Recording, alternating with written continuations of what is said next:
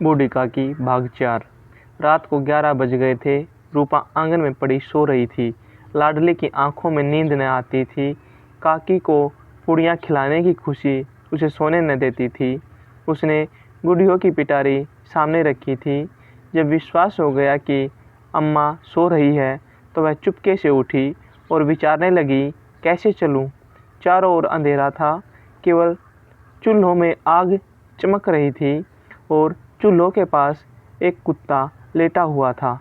लाडली की दृष्टि सामने वाले नीम पर गई। उसे मालूम हुआ कि उस पर हनुमान जी बैठे हुए हैं। उनकी पूंछ, उनकी गदा वह स्पष्ट दिखलाई दे रही है। मारे भय के उसने आंखें बंद कर ली। इतने में कुत्ता उठ बैठा। लाडली को ढांढस हुआ। कई सोए हुए मनुष्य के बदले एक भागता हुआ कुत्ता उसके लिए अधिक धैर्य का कारण हुआ। उसने पिटारी उठाई और बूढ़ी काकी की कोठरी की ओर चली। बूढ़ी काकी को केवल इतना स्मरण था कि किसी ने मेरे हाथ पकड़कर घसीटे। फिर ऐसा मालूम हुआ कि जैसे कोई पहाड़ पर उड़ाए लिए जाता है। उनके पैर बार बार पत्थरों से टकराए। तब किसी ने उन्हें पहाड़ पर से पटका। वे मूर्छित हो गई। जब वे सचेत हुई तो किसी की जरा भी आहट न मिलती थी। समझी कि सब लोग खा पी कर सो गए और उनके साथ मेरी तकदीर भी सो गई। रात कैसे कटेगी? राम, क्या खाऊं? पेट में अग्नि धधक रही है। हाँ, किसी ने मेरी सुधि न ली। क्या मेरा पेट काटने से धन जुड़ जाएगा? इन लोगों को इतनी भी दया नहीं आती कि न जाने बुढ़िया कब मर जाए। उसका जी क्यों दुखावे? मैं पेट की रोटियां ही खाती हूँ कि और कुछ। इस पर यह हाल। मैं अंधी अपाहिज ठहरी, न कुछ सुनूं न बूझूं। यदि आंगन में चली गई तो क्या बुद्धिराम से इतना कहते न बनता था कि काकी अभी लोग खाना खा रहे हैं, फिर आना। मुझे घसीटा, पटका। उन्हीं पुड़ियों के लिए रूपा ने सबके सामने गालियां दी। उन्हीं पुड़ियों के लिए इतनी दुर्गति करने पर भी उनका पत्थर का कलेजा न पसीजा। सबको खिलाया, मेरी बात तक न पूछी। जब तब ही न दी, तब अब क्या देंगे? यह विचार कर काकी निराशा में संतोष के साथ लेट गई। गलानी से गला भर भर आता था, परंतु मेहमानों के भय से रोती न थी। सहसा कानों में आवाज़ आई, काकी उठो, मैं पूड़ियाँ लाई हूँ। काकी ने लाडली की बोली पहचानी। चटपट उठ बैठी। दोनों हाथों से लाडली को टटोला और उसे गोद में बिठा लिया। लाडली ने पूड़ियाँ निकाल कर दी। काकी ने पूछा, क्या तुम्हारी अम्मा ने दी है? लाडली ने कहा, नहीं, यह मेरे हिस्से की है। काकी पूड़ियों पर टूट पड़ी। 5 मिनट में पिटारी खाली हो गई। लाडली ने पूछा, काकी पेट भर गया? जैसे थोड़ी सी वर्षा ठंडक के स्थान पर और भी गर्मी पैदा कर देती है, उस भांति इन थोड़ी पूड़ियों ने काकी की क्षुधा और भूख को और उत्तेजित कर दिया था। बोली, नहीं बेटी, जाकर अम्मा से और मांग लाओ। लाडली ने कहा, अम्मा सोती है, जाऊंगी तो मारेगी। काकी ने पिटारी को फिर टटोला। उसमें कुछ खुरचन गिरी थी। बार बार होंठ चाटती थी, चटखारें भरती थी। हृदय महसूस रहा था कि और पुड़ियाँ कैसे पाऊँ। संतोष सेतु जब टूट जाता है तब इच्छा का बहाव अपरिमित हो जाता है। मतवालों को मद का स्मरण करना उन्हें मदांत बनाता है। काकी का अधीर मन इच्छाओं के प्रबल प्रवाह में बह गया। उचित और अनुचित का विचार जाता रहा। वे कुछ देर तक उस इच्छा को रोकती रही।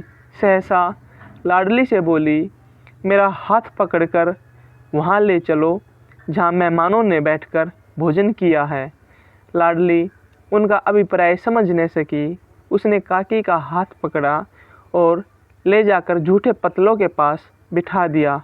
दीन क्षुधातुर हतज्ञान बुढ़िया पतलों से पूड़ियों के टुकड़े चुन चुन कर भक्षण करने लगी। ओह, दही कितना स्वादिष्ट था, कचौड़ियाँ कितनी सलोनी, खस्ता कितने सुकोमल। काकी बुद्धिहीन होते हुए भी इतना जानती थी कि मैं वह काम कर रही हूँ जो मुझे कदापि न करना चाहिए। मैं दूसरों की झूठी पत्तल चाट रही हूँ। परंतु बुढ़ापा तृष्णा रोग का अंतिम समय है, जब संपूर्ण इच्छाएं एक ही केंद्र पर आ लगती है। बूढ़ी काकी में यह केंद्र उनकी स्वादेंद्रियाँ थी। ठीक उसी समय रूपा की आंख खुली। उसे मालूम हुआ कि लाडली मेरे पास नहीं है। वह चौंकी, चारपाई के इधर उधर ताकने लगी कि कहीं नीचे तो नहीं गिर पड़ी। उसे वहाँ न पाकर वह उठी तो क्या देखती है कि लाडली जूठे पतलों के पास चुपचाप खड़ी है और बूढ़ी काकी पतलों पर से पूड़ियों के टुकड़े उठा उठा कर खा रही है। रूपा का हृदय सन्न हो गया।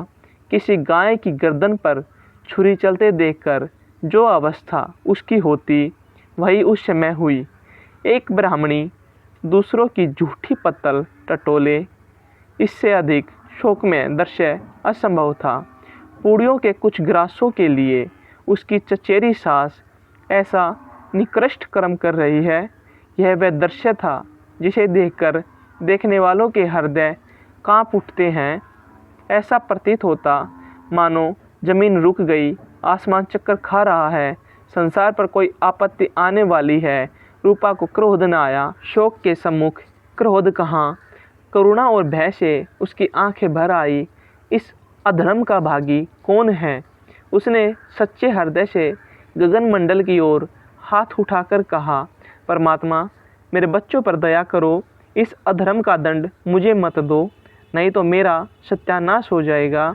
रूपा को अपनी स्वार्थपरता और अन्याय इस प्रकार प्रत्यक्ष रूप में कभी न दिख पड़े थे। वह सोचने लगी, हाय कितनी निर्दय हूँ, जिसकी संपत्ति से मुझे 200 रुपये आय हो रही है, उसकी है दुर्गति और मेरे कारण।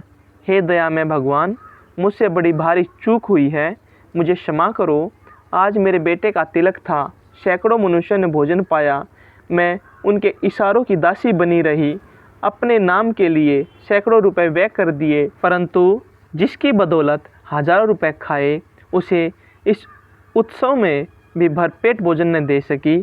केवल इसी कारण तो वह वृद्धा असहाय है।